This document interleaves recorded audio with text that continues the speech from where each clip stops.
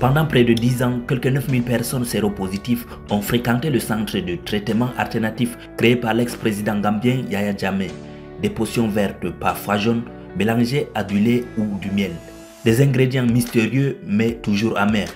Tels étaient des remèdes concoctés par l'ex-président gambien Yahya Jammeh, guérisseur autoproclamé du VIH-Sida. Aujourd'hui, quels sont devenus les malades qu'il prétendait guérir du sida? Suivez cette vidéo. Mais tout d'abord, si vous êtes nouveau sur la chaîne, n'oubliez pas de vous abonner et d'activer la cloche de notification pour ne plus rater aucune de nos prochaines vidéos. Alors, bon visionnage.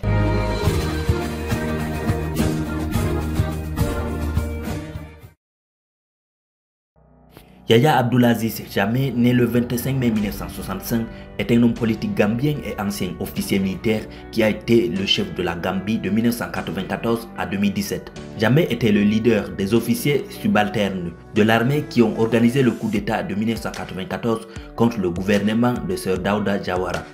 Le coup d'État qui a eu lieu le 22 juillet 1994 a été réussi et sans effusion de sang, ce qui a conduit Jawara à fuir en exil. Pendant ses 22 ans de règne à la tête de la Gambie, Yahya Jammeh est accusé d'avoir commis de nombreux crimes, notamment des disparitions forcées, des exécutions extrajudiciaires et des détentions arbitraires. Le fait le plus marquant est qu'il prétendait à la stupéfaction du pays en janvier 2007 avoir inventé un remède miracle contre le sida. Dès l'annonce de ce traitement, la population gambienne est bombardée par des publicités qui circulent à la radio et à la télévision vantant les mérites de ces nouveaux traitements par le biais du ministre de la Santé. Des images des patients guéris sont présentées en boucle dans des médias publics.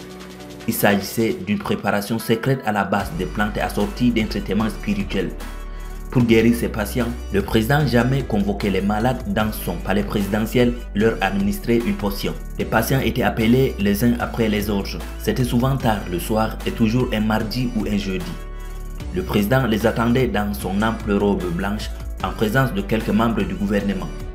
Le malade devait se déshabiller et se frotter avec une serviette puis s'allonger sur un brancard. My name is Fatou Diatta. Fatou Diatta, l'une des premières personnes à avoir été entraînée dans cet étrange traitement, laisse son témoignage. Le président mettait des gants et se dirigeait vers le malade. Il lui versait sur le corps de l'eau colorée tirée d'une bouteille et le lavait de haut en bas. Ensuite, le président psalmodiait des prières tirées d'un Coran relié de cuir.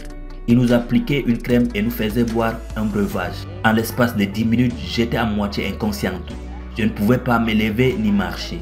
Quand j'essayais de me lever, je tombais. Fatou Diatta choisit soigneusement ces mots pour décrire le traitement que des milliers de Gambiens auraient reçu de Jammeh. Elle pensait qu'on lui donnerait un médicament, puis elle pourrait rentrer chez elle. Mais elle fut retenue contre sa volonté pendant des mois. En janvier 2017, après avoir perdu l'élection présidentielle de décembre 2016 au profit d'Adama, il s'exile en Guinée équatoriale. Aujourd'hui, des victimes réclament justice.